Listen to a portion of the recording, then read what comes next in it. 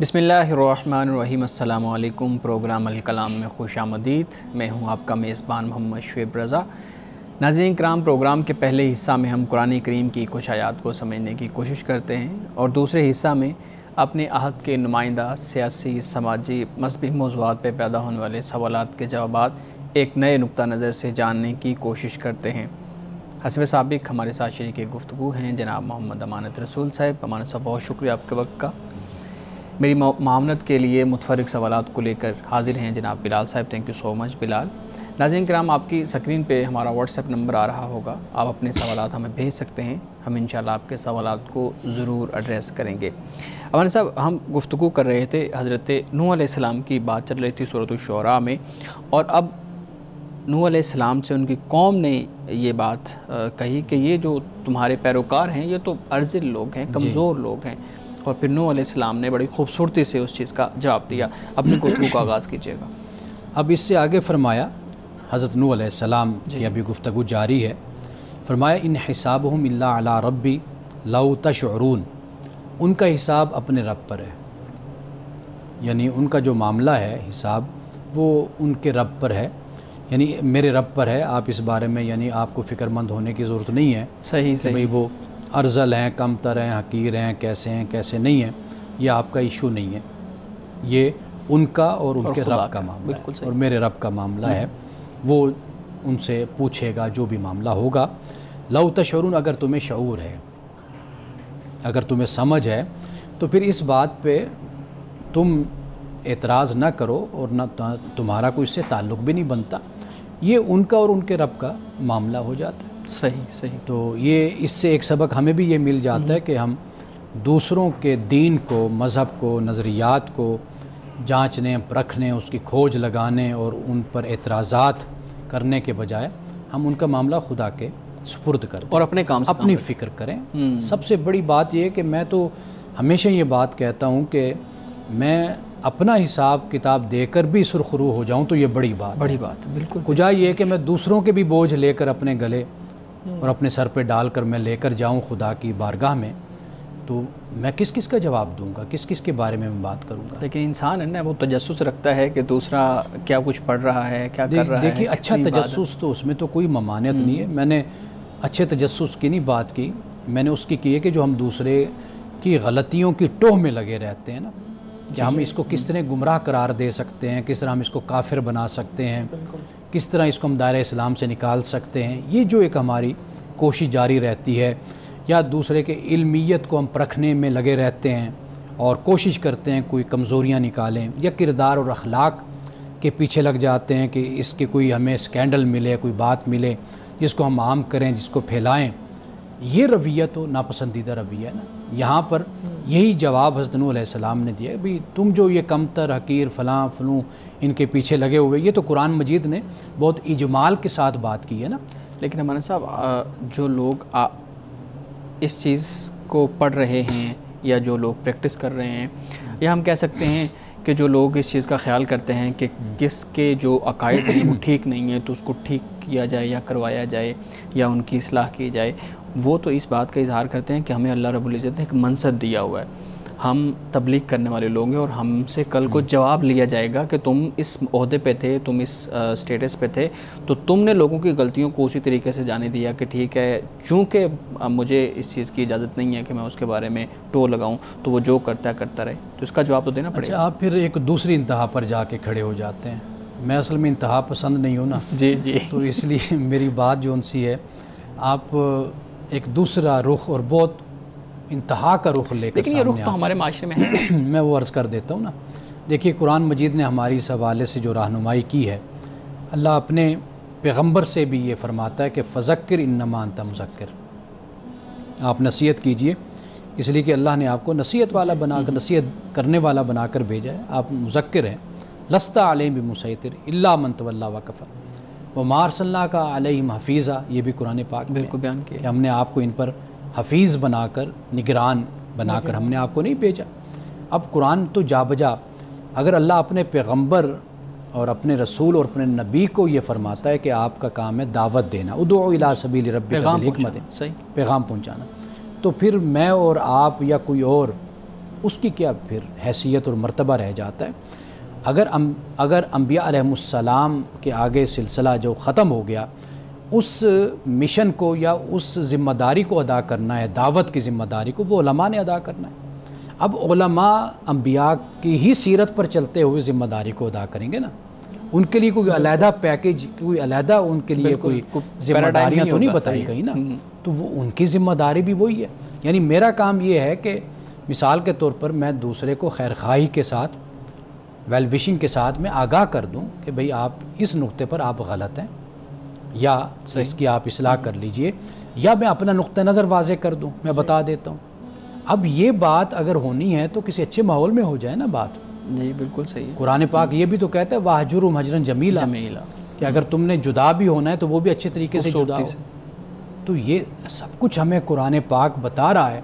پھر ہم اگر آج ہمارے معاشرے میں ایسی مثالیں موجود ہیں تو میرا خیال ہے وہ تو ہمارے لیے کوئی حجت نہیں ہے نا۔ ان کو بھی چاہیے کہ وہ قرآن اور سیرت کی روشنی میں اپنے کردار کا جائزہ لیں اور اس کے مطابق آگے چلیں۔ صحیح جی۔ اب اس کے بعد فرمایا وَمَا أَنَا بِطَارِدِ الْمُؤْمِنِينَ، کہ میں مومنین کو دور کرنے والا نہیں ہوں، مومنین کو دور کرنے والا میں نہیں ہوں۔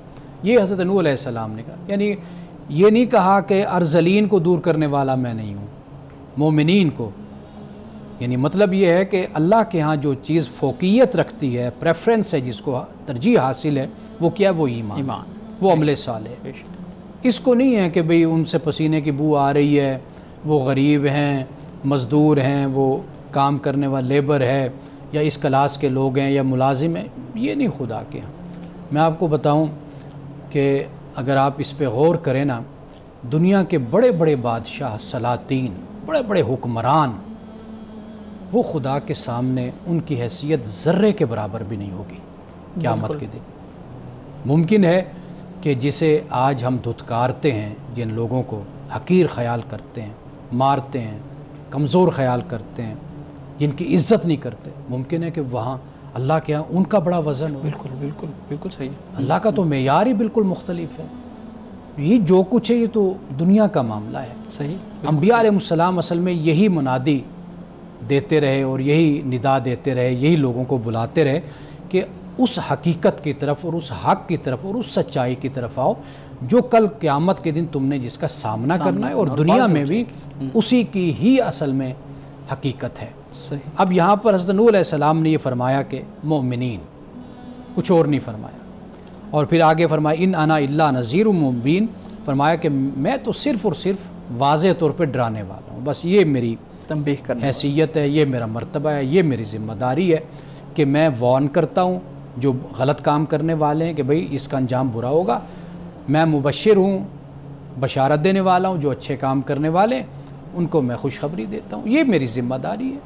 باقی یہ معاملات جو تم لے کر بیٹھے ہوئے ہو تو یہ کوئی معیار نہیں ہے خدا کے ہاں۔ ٹھیک جی، آگے ہم کچھ آیات پڑھ لیں کہ 2 منٹ ہیں ہمارے پاس۔ اچھا، آگے فرمایا وَنَجِّنِي وَمَن مَّعِيَ مِنَ الْمُؤْمِنِينَ، اور آگے فرمایا قَالُوا لَئِن لَّمْ تَنْتَهِ، اب یہ جو قوم ہے ان کا کہنا ہے لَئِن لَّمْ تَنْتَهِ یا نوح، اگر تو باز نہ آیا نا اے نوح، لَتَكُونَنَّ مِنَ الْمَرْجُومِينَ، تو پھر تم سنسار کر دیے جاؤ گے۔ یہ قوم ایک طرح سے ان کو دھمکی دے رہی، یہ تمام پیغمبروں کو دھمکیاں دی گئیں۔ سورۃ الاعراف میں حضرت شعیب کو بھی یہی کہا کہ یا تو شہر چھوڑ دو، چلے جاؤ ان کو لے کر، یا پھر اپنی ملت کو بدلو، اس پیغام سے واپس آؤ اپنے آبا کے دین پر، مذہب پر، تو اگر نہیں تو پھر ہم تمہیں سنسار کریں گے۔ اب یہاں پر حضرت نوح علیہ السلام سے بھی یہ فرمایا، چونکہ اس وقت پتھر ہی تھے جی، تو پتھر کا استعمال ہوتا تھا اور اسی کے ذریعے سے سزا بھی دی جاتی تھی، یا درہ، چھڑی یا لاٹھی یا کوڑا، وہ چیز ہوتی تھی۔ قال ربی ان قومی کذبون، حضرت نوح علیہ السلام نے فرمایا کہ اے میرے رب کہ میری قوم نے مجھے جھٹلا دیا۔ اب یہ ایسے نہیں ہے کہ قوم نے جھٹلایا اور ادھر حضرت نوح علیہ السلام بیٹھ کے دعا کرنے کہ اب عذاب یا فیصلہ کر دے، نہیں، 950 سال قرآن پاک نے اس کو بیان کیا ہے۔ اگر 950 سال پر بھی کبھی ہم بیٹھ کر بات کریں گے کہ یہ 950 سال کیا ہیں جو قرآن پاک نے بیان کیے ہیں کہ ان کی حقیقت کیا ہے اور اس کی کیا معنویت ہے۔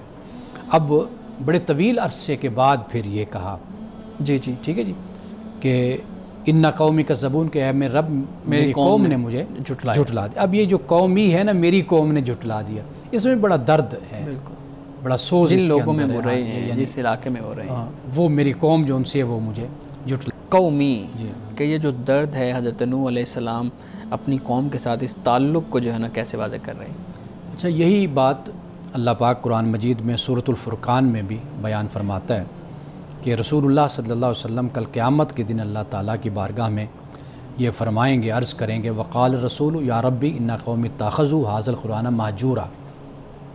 رسول کہے گا کہ اے میرے رب میری قوم نے قرآن کو چھوڑی ہوئی چیز بنا دیا تھا، چھوڑی ہوئی چیز یعنی کہ پس انداز کر دیا قرآن کو، اس سے استفادہ نہیں کیا، اس سے ہدایت نہیں لی میری قوم نے۔ یعنی اس میں بھی دیکھیے کہ رسول اللہ صلی اللہ علیہ وسلم اتنا عرصہ 23 سال کا عرصہ بنتا ہے، آپ تبلیغ فرماتے رہے، دعوت دیتے رہے، اور کتنے عزیز ہوتے ہیں انسان کو اپنے رشتہ دار، اپنے بہن بھائی، آس پاس رہنے والے ہمسائے سارے، اپنی قوم کے لوگ، کہ انسان یہ چاہتا ہے کہ یہ بھی ترقی کر جائیں۔ اگر پیغمبر کی زبان میں بات کروں تو یہ بھی ہدایت یافتہ ہو جائیں، ان کو بھی ہدایت مل جائے، رہنمائی مل جائے، یہ بھی ظلم سے بچ جائیں، اللہ کی رضا کو پالیں۔ کتنے یعنی درد اور مندی کے ساتھ، سوز کے ساتھ پیغمبر جو قرآن نے کہا کہ اے نبی صلی اللہ علیہ وسلم اگر یہ لوگ سیدھی راہ پر نہیں آئیں گے تو کیا آپ اپنی جان کو اسی غم میں گھلا دیں گے، اپنے آپ کو ہلاک کر لیں گے؟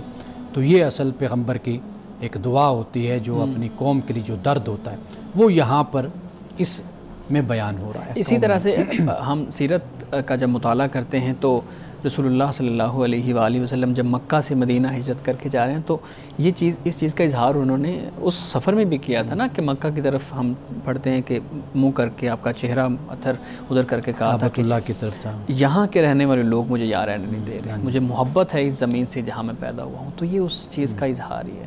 یہ ایک روایت میں یہ الفاظ آتے ہیں کہ بھئی کہ اے کعبہ میں چاہتا تھا کہ میں یہاں رہوں لیکن تمہارے رہنے والے جو باشندے جو ہیں ہاں وہ مجھے یہاں رہنے نہیں دیتے۔ یہ الفاظ ہمیں آتے ہیں، یہ الفاظ یعنی آپ یوں کہہ لیجئے کہ مختلف روایت کے ساتھ مختلف الفاظ، لیکن اس کے اندر جو جذبہ ہے وہ ایک احساس، ایک درد، سوز وہ اس کے اندر موجود ہے کہ میری قوم نے مجھے یہاں سے نکال دیا۔ صحیح، اور نوح علیہ السلام بھی اسی چیز کے ان قوم اتخذوا ھذا القرآن مہجورا، وہاں پر سورۃ الفرقان میں یہ۔ اب آگے دیکھیے فرمایا ففتح بینی و بینہم فتحا، کہ اے میرے رب میرے اور ان کے درمیان اب واضح فیصلہ کر دے۔ یعنی یہ اتمام حجت جس کو بہت سال گزر گئے، صدیاں گزر گئی ان کو تبلیغ کرتے ہوئے، ان کو دین کی طرف بلاتے ہوئے۔ ونجنی ومن معی من المؤمنین، اور مجھے اور جو مومن میرے ساتھ ہیں ان کو نجات دے دے۔ اس پر تو آپ کو معلوم ہے نا کہ سورۃ نوح پوری قرآن مجید میں موجود ہے، تو کبھی ہم اس کو بھی پڑھیں گے تو اس میں بھی اور کئی پہلو بیان ہوتے ہیں۔ فَأَنْجَيْنَاهُ مَن مَّعَهُ فِي الْفُلْكِ الْمَشْحُونِ، تو ہم نے اسے نجات دی اور جو اس کے ساتھ تھے انہیں بھی نجات دی، ایک بھری ہوئی کشتی میں۔ بھری ہوئی کشتی سے مراد یہ ہے کہ وہ کشتی خالی نہیں تھی، سیٹیں اس میں کوئی خالی نہیں تھیں، سارے فل تھا وہ۔ ثُمَّ أَغْرَقْنَا بَعْدُ الْبَاقِينَ، پھر فرمایا کہ پھر ہم نے غرق کر دیا بعد الباقین، باقی لوگوں جو پیچھے رہ جانا، جو رہ گئے، جو ایمان والے تھے، جو اللہ کا حکم تھا اس کے مطابق کشتی میں جنہوں نے بیٹھنا تھا وہ بیٹھ گئے، یہ ایمان والے تھے، باقی پھر بعد میں غرق ہو گئے۔ ان فی ذالک لآیہ، فرمایا بے شک اس میں یقیناً نشانی ہے۔ وما کان اکثر مومنین، لیکن ان میں سے جو اکثر لوگ ہیں وہ ایمان لانے والے نہیں ہیں۔ وَإِنَّ رَبَّكَ لَهُوَ الْعَزِيزُ الرَّحِيمُ، بے شک تیرا رب یقیناً غالب یعنی زبردست اور پھر رحم والا بھی ہے۔ صحیح مولانا صاحب، یہ جو نوح علیہ السلام کی کشتی کی ہم وہ بات کر رہے ہیں کہ باقی جو رہ جانے والے ہیں وہ سارے غرق ہو گئے، اور قرآن ایک جگہ پہ یہ بھی تو بیان کرتا ہے نا کہ ان کی بیوی اور ان کا جو بیٹا تھا وہ بھی انہی رہ جانے والوں میں سے شامل تھا، اور اللہ رب العزت نے پھر ان کو بھی جو ہے نا وہ دریابود کر دیا، پانی کے اندر وہ بہہ گئے۔ اچھا یہ بتائیے گا کشتی کے اندر جیسے ہم بات کر رہے ہیں کہ سیٹیں پوری تھیں، وہ فل تھی مکمل طور پہ، کہا یہ جاتا ہے، بلکہ قرآن کریم اس کو بیان کرتا ہے کہ ہر نوع کا ایک جوڑا اس کے اندر اللہ رب العزت نے کہا کہ اس کے اندر بٹھا لیا جائے. کل زوج اثنین کے الفاظ. بالکل. اچھا اب یہ بتائیے گا کہ یہ جو ہر جوڑے کی ہم بات کر رہے ہیں، یہ دنیا کے اندر جتنی انواع کے بھی پرندے جانور یا انسان جو بھی موجود ہے ان سب کا ایک جوڑا تھا، یا صرف اس علاقے کے اندر رہنے والے جو پرندے تھے یا وہاں پہ جو اسپیشیز موجود تھیں ان کا ایک جوڑا تھا؟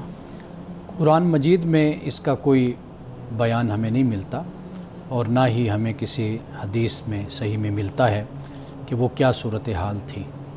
بس ہمیں اتنا قرآن نے بتا دیا کہ اس وقت واضح بات ہے کہ جو مہیا اور دستیاب چیزیں موجود تھیں یا مخلوق موجود تھی انہی کا جوڑا کشتی میں بٹھایا گیا ہوگا. یہ ہمیں اس کا ذکر بس ملتا ہے. یہ بھی تو چیز ہمارے سامنے آتی ہے، تاریخ کی کتابوں میں ہم دیکھتے ہیں پڑھتے ہیں کہ کہا جاتا ہے کہ حضرت نوح علیہ السلام کی قوم پہ جب عذاب آیا تھا تو پوری دنیا کے اوپر وہ عذاب تھا، اور اس کے بعد دنیا بالکل ختم ہو گئی تھی، اور وہ چند لوگ جو حضرت نوح علیہ السلام کی کشتی میں موجود تھے، وہ مختلف انواع کے جو ہے پرندے بھی ہو سکتے ہیں، جانور بھی، انسان بھی، وہ موجود تھے، اور وہاں سے ایک نئی لائف کا آغاز ہوا تھا.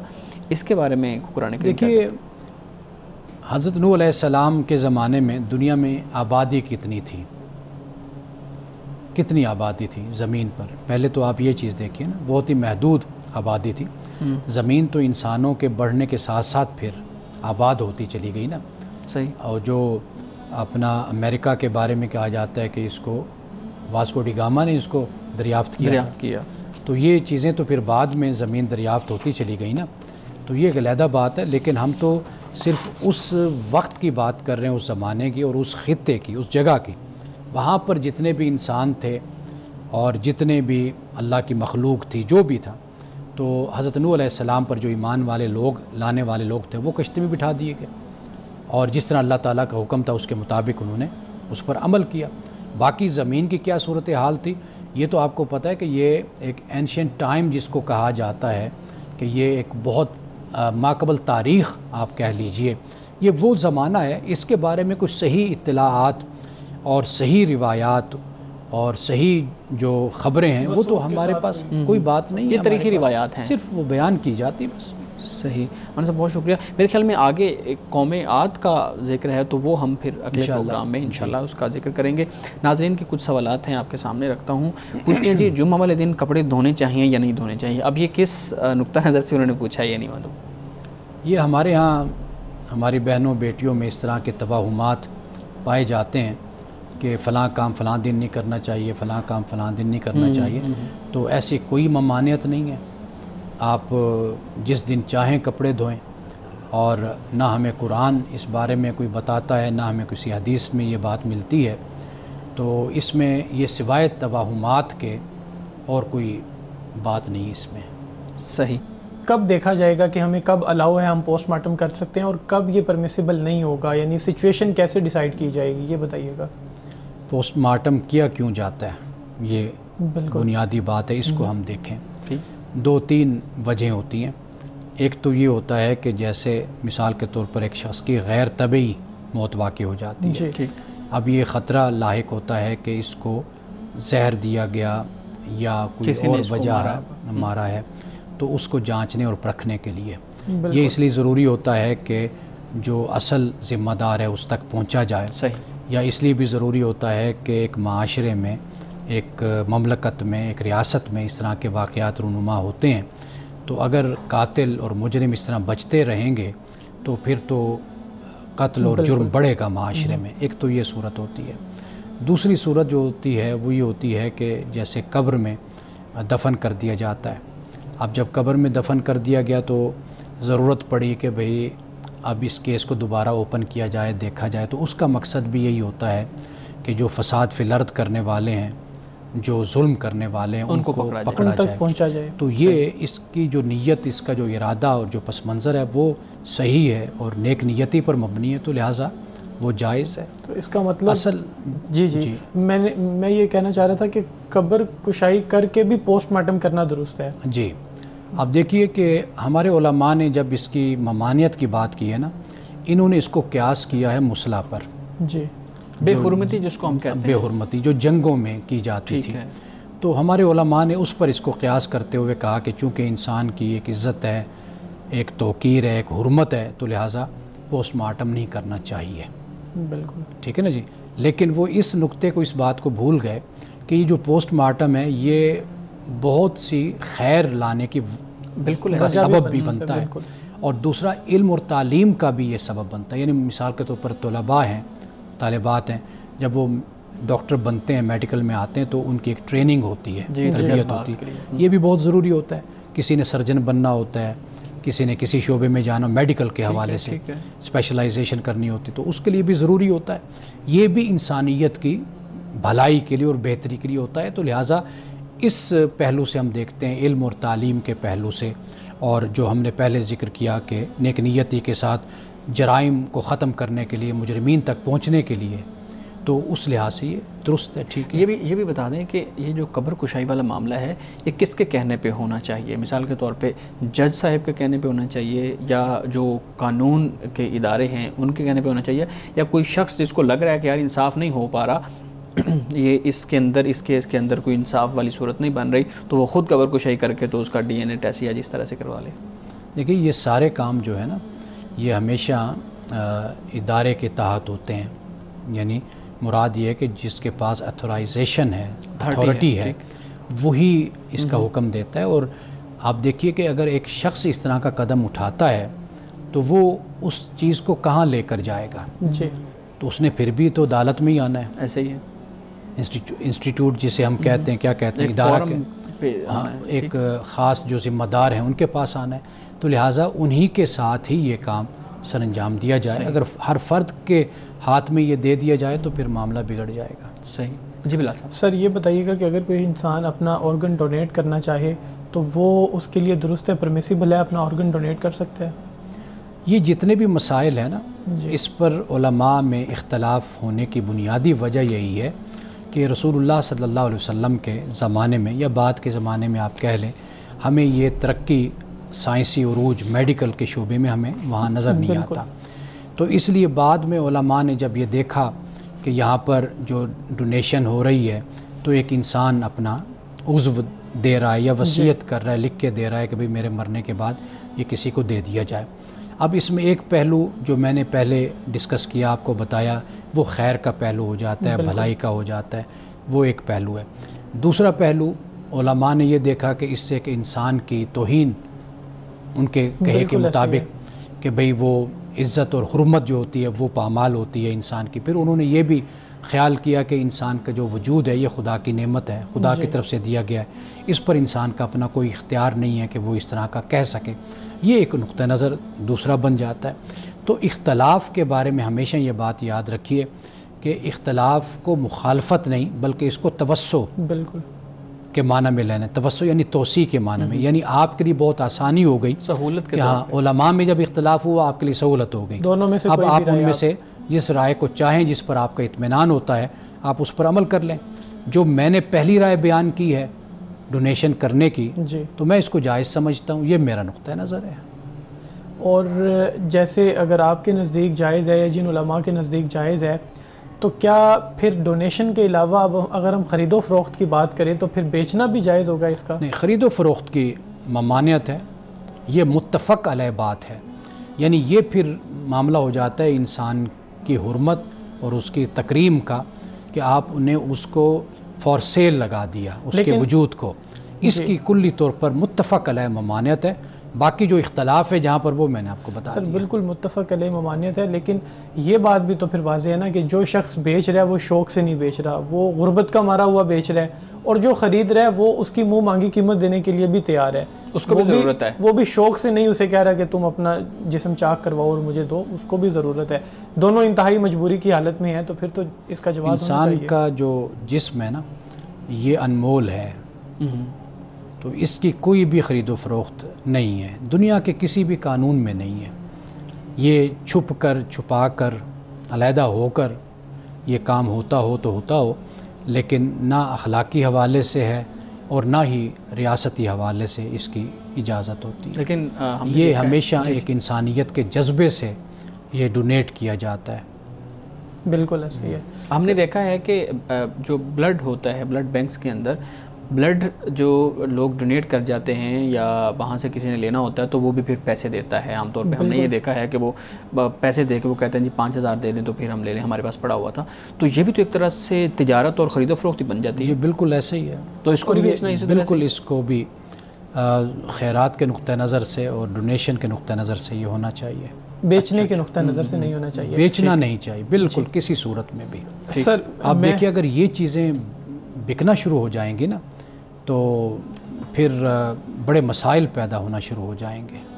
سر یہ بتائیے گا کہ اسرائیلی اسٹیٹ جس طرح سے وجود میں آئی ہے, ابھی پاکستان تو اس کو تسلیم بھی نہیں کرتا ہے, لیکن اس طرح اگر کوئی اسٹیٹ وجود میں آ جائے تو اسلام ہمیں, ہمارا دین کیا تعلیمات دیتا ہے, ہمیں اس کو تسلیم کرنا چاہیے نہیں کرنا چاہیے, یا ایسی ریاست کا کیا وجود ہے؟ یہ متفق علیہ بات ہے. اس پر کسی بھی عالم کا یا کسی بھی شخص کا, کسی بھی انسان کا زمین پر, یعنی آپ مسلم ممالک لے لیں یا آپ مغربی ممالک کی عوام اور ان کے حکمران بھی آپ کہیے, تو اس پر کوئی اختلاف اس طرح کا نہیں بنتا کہ یہ جو اسرائیل ہے جی یہ ایک آپ کہیے اس کا وجود ناجائز ہے. جی اخلاقی حوالے سے بھی, رہنے کا اخلاقی حوالے سے ناجائز وجود ہے اسرائیل کا. جو ابھی ریاست قائم ہے وہ ایک اخلاقی طور پہ ناجائز ریاست ہے. ناجائز ریاست ہے. یہ دنیا اس بات کو تسلیم کرتی ہے. صحیح. یہ یعنی ایک تو یہ بات پہلے طے کر لیجیے. دوسری بات یہ ہے کہ دنیا میں جو مسائل ہیں نا ہمیں نظر آتے ہیں, یا جو دنیا کا ایک نظم ہے جی, اس میں اخلاقیات کو, اقدار کو, ویلیوز کو آپ دیکھیں گے غلبہ نہیں ہوگا. غلبہ کس کو حاصل ہوتا ہے؟ طاقت کو, پاور کو حاصل ہوتا ہے. تو لہٰذا آپ جب بھی اسرائیل پر گفتگو کریں یا بحث کو چھیڑیں تو یہ دو باتیں ضرور پیش نظر رکھیں, اس لیے کہ جب ہم تیسرے سٹیپ پر جائیں گے یا تیسری بات ہم کریں گے تو لوگ ان دو باتوں کو بھول جاتے ہیں. یعنی میں اس پر تو کوئی اختلاف نہیں کروں گا کہ اسرائیل کا وجود ناجائز ہے. صحیح, ٹھیک, اس پر کوئی نہیں اختلاف کروں گا. ہاں سوال پھر یہ آگے جا کر پیدا ہو جاتا ہے کہ خود ہم مسلمانوں کو کیا حکمت عملی بنانی چاہیے, ہماری اسٹریٹجی کیا ہونی چاہیے. یہاں پر پھر سارا اختلاف رونما ہوتا ہے. بارے میں یعنی دو طبقے پھر بن جاتے ہیں. ایک ہمارے ہاں ہے کہ جو بغیر طاقت اور قوت کو پرکھے اور جانچے, یہ چاہتا ہے کہ کسی نہ کسی طریقے سے ہم یہ زمین اپنی واپس لے لیں, یا ہم اپنے مظلوم بھائیوں کی مدد کریں, فلسطین کے مسلمانوں کی, یا ہم جنگ شروع کر دیں. جی, یہ ایک پہلو بن جاتا ہے. دوسرا جو نقطہ نظر بن جاتا ہے وہ یہ ہے کہ بھئی ابھی مسلمان ہم لوگ کمزور ہیں. کانفرنٹیشن پیدا کرنے کے بجائے, ٹکراؤ پیدا کرنے کے بجائے, ہم اپنے اپنے معاشروں میں جو ضرورت ہے جس چیز کی وہ ہم پیدا کریں. یعنی تعلیم کے حوالے سے ہے, صحت کے حوالے سے ہے, معاشی ترقی کے حوالے سے ہے, سیاسی استحکام کے حوالے سے خود کو گرو کریں, خود کو مضبوط کریں. قرآن پاک نے بھی اسی بات کو بیان کیا ہے. یعنی جب اللہ یہ کہتا ہے نا کہ جو تم استطاعت رکھتے ہو, یعنی اپنے آپ کو تیار کر کے رکھو. بالکل, من رباط الخیل. آگے فرمایا ترہبون بعدو اللہ وعدوکم, کہ تم اس کے ذریعے سے تم اللہ کے دشمن کو اور اپنے دشمنوں کو ڈراؤ. یعنی وہ خوف میں آ جائیں, اتنی طاقت تمہارے پاس ہونی چاہیے. تو ہماری جو حیثیت ہے, جو حالت ہے, وہ آپ کے سامنے موجود ہے. تو لہٰذا بنیادی جو کام ہے ہمارا وہ مسلمانوں کا یہ ہونا چاہیے کہ ہم اپنے معاشروں کو خوشحال کریں, داخلی طور پر اپنی کمزوریوں کو ختم کریں, اپنے آپ کو مستحکم کریں. یہ وہ کام ہے, جب ہم یہ کریں گے نا تو پھر اگلا سٹیپ ہمارے لیے آسان ہو جائے گا. ہم آپ اس وقت تک آپ دیکھ لیجئے 78 سال یا کم و بیش جو وقت گزرا ہے, آپ سارے حالات کا جائزہ لے لیجئے کہ ہمیں کتنی کامیابی ہوئی ہے, ہم کتنا آگے بڑھے ہیں, پیش قدمی ہوئی ہے, ہم کتنا پیچھے ہٹے ہیں, ہمیں کیا ناکامی ہوئی ہے یا کامیابی ہوئی ہے. آپ دیکھ لیجئے تاریخ کے صفحات پر سب کچھ لکھا ہوا ہے, میں کچھ نہیں کہتا, لیکن جو اصولی بات ہے وہ قائم ہے, اس پہ میں آپ ہم سب متفق ہیں کہ یہ وجود ناجائز ہے. جی ٹھیک ہے. اور یہ بھی بتا دیا کہ دنیا میں اقوام ہیں, اقوام متحدہ ہے, ادارے ہیں, یہاں پر بھی وہ جو اخلاقی اور اقدار کی آپ چاہتے ہیں نا حکومت اور غلبہ, وہ بھی نہیں ہے. دنیا میں طاقت اور قوت سے ہی فیصلے ہمیشہ, پہلے بھی ہم نے بھی ایسے کیا ہے, بالکل, اور اب بھی ایسے ہی ہوتے ہیں. تو لہٰذا تیسرا راستہ پھر ہمارے پاس یہ رہ جاتا ہے کہ ہم اپنے آپ کو سیاسی، معاشی، عسکری حوالے سے اپنے آپ کو مضبوط کریں۔ سر پاور کی آپ نے بات کی ہے، اس پہ لوگ یہ کہتے ہیں کہ شیر کا جب ہرنوں کے ساتھ شیر ہرنوں کے پیچھے بھاگتا ہے تو ایک ہرن کو وہ پکڑ لیتا ہے اور باقی ساری بھاگ جاتی ہیں۔ وہ مثال دیتے ہیں کہ یہ اسی طرح سے ہے، اتنی زیادہ اسلامی ریاستیں ہیں اور اگر ایک طاقتور ریاست آپ کو لگتی ہے کیونکہ پاور سپریمیسی ہے، پاور کی جو ہے وہ ڈومیننٹ ہے، تو پھر ایسا کیوں؟ ہم وہاں تو یہ کہتے ہیں کہ ساری ہرنیں مل جائیں تو شیر بھاگ جائے گا، یہاں پہ ہم کہتے ہیں کہ اسی طرح ہم بھی تماشا دیکھ رہے ہیں، ہم ان کے ساتھ گہرے دکھ کا اظہار ضرور کرتے ہیں لیکن ہم اکٹھے نہیں ہو پاتے۔ اگر ہم اکٹھے ہو جائیں تو ممکن ہے ہم طاقت کا بھی مقابلہ کر لیں۔ اچھا، ایک تو جو بات آپ نے مثال دی ہے نا، جی، بہت کچھ دنیا کے بارے میں مفروضے بھی بہت ہوتے ہیں، ہم مفروضے بھی قائم کرتے ہیں۔ یہ چونکہ ہم خود نہ عینی گواہ ہیں، نہ ہمارا اتنا مطالعہ ہوتا ہے، نہ ہم اس کے اتنے ماہر ہوتے ہیں، ایک تو یہ ساری مثالیں وہاں پر بھی اپلائی ہوتی ہیں۔ دوسری بات یہ کہ اگر آپ مطالعہ کریں نا، آپ سیاسی جو ہمارا طبقہ ہے اس کو دیکھ لیں، ہمارا مذہبی طبقہ دیکھ لیں، سیاسی حکمران یا سیاسی طبقہ، حکومتیں اب اس پر اکثر متفق ہیں کہ ہم اس طرح مقابلہ نہیں کر سکتے۔ جی، یہ جو آپ بے حسی کا رونا روتے رہتے ہیں نا ہم کہ سیاسی حکمران، ہمارے حکمران نہیں اٹھتے، اب اصل میں وہ دیکھ چکے ہیں کہ ہم 2-3 دفعہ اس طرح کی جنگ لڑ چکے ہیں لیکن ہمیں اس میں ناکامی ہوئی ہے۔ ٹھیک ہے، مذہبی طبقہ ابھی تک اسی جگہ پر قائم ہے کیونکہ عملی طور پر سیاسی طبقہ بہتر جانتا ہے مذہبی طبقے کے۔ مذہبی طبقہ تقریر کر سکتا ہے، خطاب کر سکتا ہے، جذبات کا اظہار کر سکتا ہے، وہ اپنی جگہ پر وہ کرتا ہے، لیکن اگر عملی طور پر پالیسی آپ دیکھیں گے تو آپ کو دنیا میں سیاسی مسلم حکمرانوں کے اب یہی نظر آئے گی کہ ہم اپنے آپ کو سیاسی حوالے سے، عسکری اور معاشی حوالے سے مضبوط کر کے ہم اپنے آپ کو لائیں گے تو تب ہی ہم آگے بڑھ سکتے ہیں۔ مولانا صاحب حدیث مبارکہ بیان کیجیے گا۔